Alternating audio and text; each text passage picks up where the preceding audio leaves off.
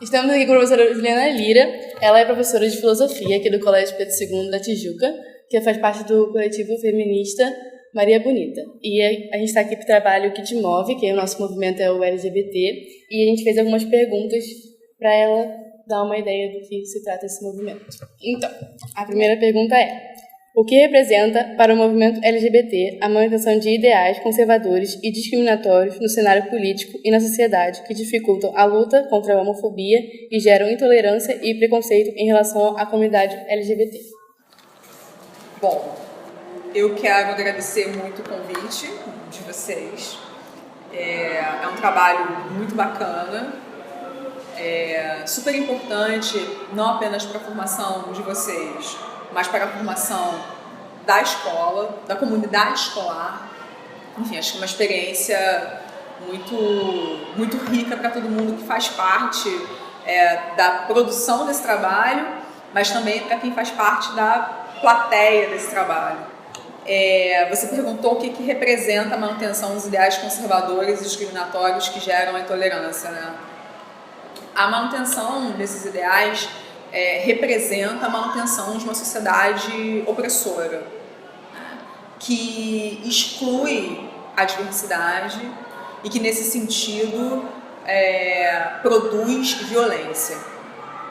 Então, esses ideais precisam ser combatidos porque eles forjam uma sociedade dividida em dois grupos, né? O grupo dos privilegiados, né? E o grupo que é constituído por vários, na verdade, né? O grupo dos privilegiados e os grupos socialmente vulneráveis, que ficam à mercê da violência cotidiana. E aí, bom, um caso mais recente, chocante, né, foi justamente o fuzilamento de 50 pessoas numa boate gay nos Estados Unidos, em Orlando. Então, o combate a esses ideais é a garantia de uma vida pautada pela diversidade, né? É a garantia de uma vida digna, né? É a garantia do direito à vida. É uma luta que antes de mais nada, se coloca nesse lugar de resistência, né? E que vem conquistando já uma série de direitos ao longo das últimas décadas, mas que enfrenta, sobretudo no campo, né, político, enfrenta posições da bancada evangélica, que permanece repetindo falas que já estão muito nítidas quanto ao seu caráter violento e opressor, né? Mas essas pessoas permanecem ali impondo as suas políticas públicas, fazem propostas, né, que são discriminatórias, num desrespeito completo à pessoa humana, que tem o direito de existir da maneira que não pode ser cerceada desse direito. A segunda pergunta é: qual é a importância da representatividade LGBT na política, na literatura e nas produções de entretenimento, incluindo filmes e novelas? Se nós pensarmos que somos pessoas através de outras pessoas, né, que é um pouco a ideia do Ubuntu, que é própria da cultura de alguns povos africanos, que é justamente a percepção do outro como algo que me constitui, né? Então, se a gente cresce num mundo que tem referências estritamente heterossexuais, em que o padrão de beleza é branco, né? Em que o símbolo de expressão e participação política está no homem, né? E aí a pessoa negra, a mulher, a pessoa homossexual, bissexual, né, não estão representados, o que acontece é uma experiência de exclusão, né? É uma experiência de não participação, é uma experiência de dor. São os anormais, né? Aqueles que não estão em alinhamento com o habitual, com o esperado, com o familiar, aqueles, portanto, que para participarem para terem uma sociabilidade, para participarem da sociedade, precisam sofrer algum tipo de ajuste, de adequação, precisam ser normalizados, né? Então, quando a gente se une para enfrentar esse tipo de discriminação, esse tipo de política, né, essa relação de opressão, a gente se une para destruir uma cultura, que é uma cultura homofóbica.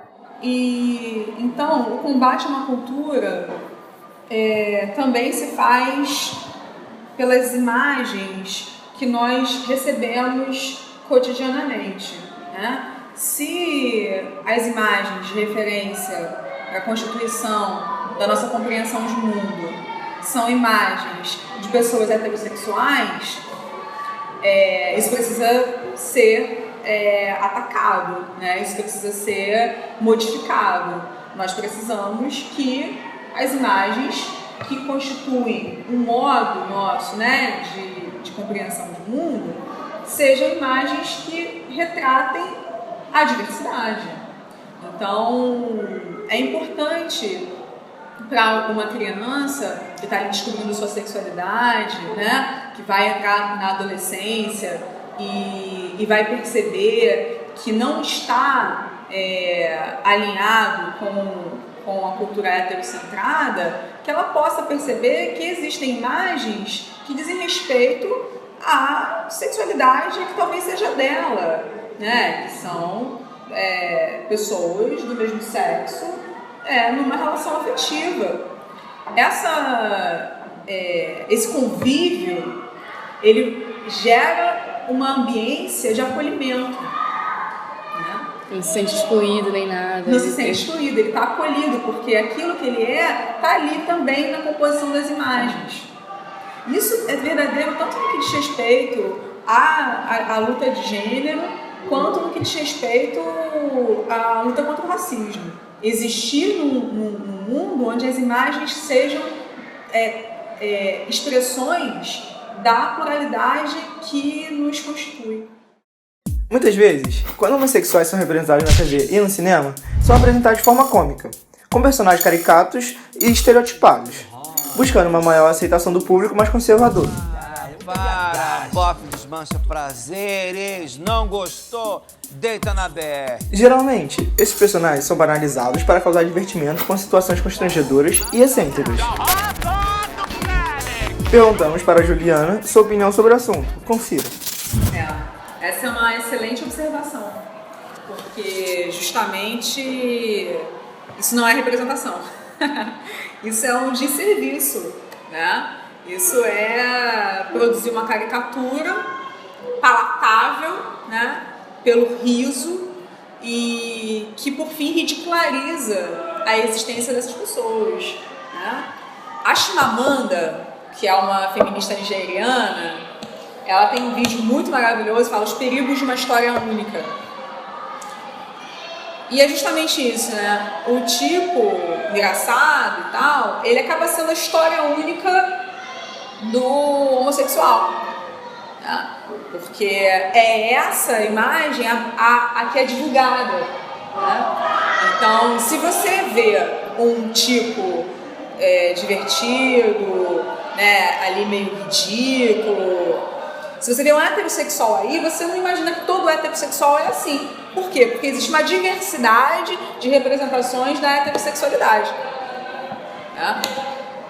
Agora, se não há essa extensão de representação da homossexualidade, a gente acaba colando, né, associando socialmente, isso funciona assim, né? O senso comum vai associar aquele tipo divertido a homossexualidade.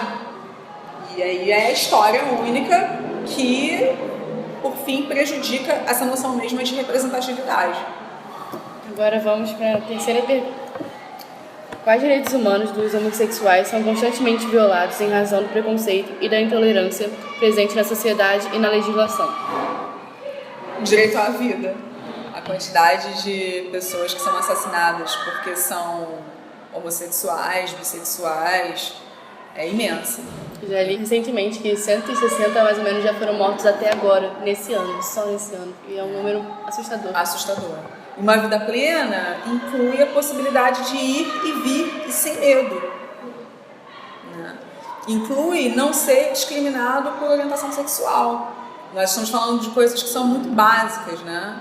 Que é a possibilidade de viver e depois viver sem medo. Desde a expressão da sua afetividade em espaços públicos, até as relações de assédio em ambientes de trabalho, as inúmeras piadinhas que são feitas, né? A especulação sobre a sua vida sexual. É muito elementar mesmo que a gente está falando, né? A gente está falando de coisas que é respeitar, repito, né? A vida, respeitar a integridade, né?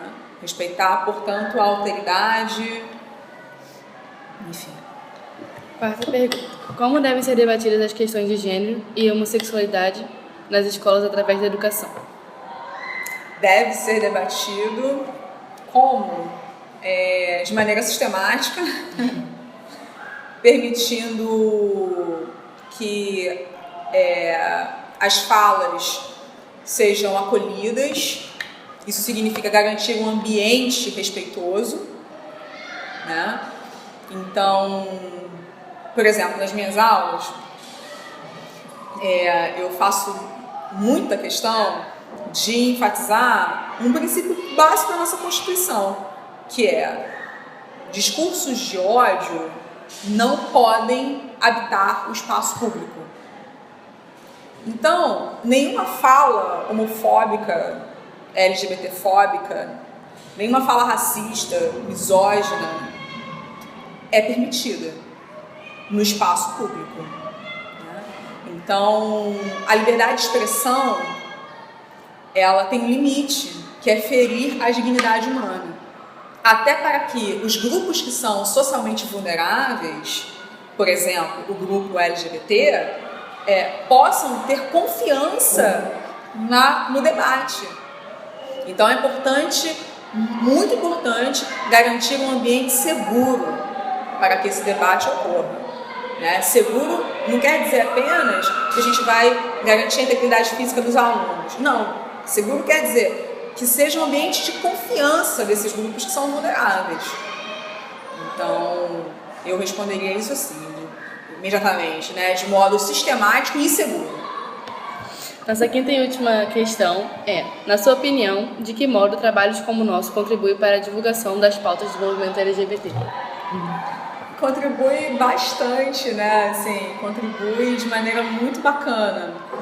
Esse projeto, ele tem esse aspecto que é um diferencial frente a outras pesquisas que são feitas, né, a respeito desse tema. E de outros temas, como o feminismo, né, o movimento sem terra, etc., que é o contato com o militante. Né? Então, não são professores falando de uma realidade que não é a deles. São pessoas falando daquilo que elas experimentam. E isso é muito bom. Então, tem um filósofo chamado Heidegger, que ele diz o seguinte... da importância da experiência para o pensamento. Que ele diz que ninguém aprende a nadar lendo manual de natação. Né? Nadar é uma experiência que você só tem nadando. Né?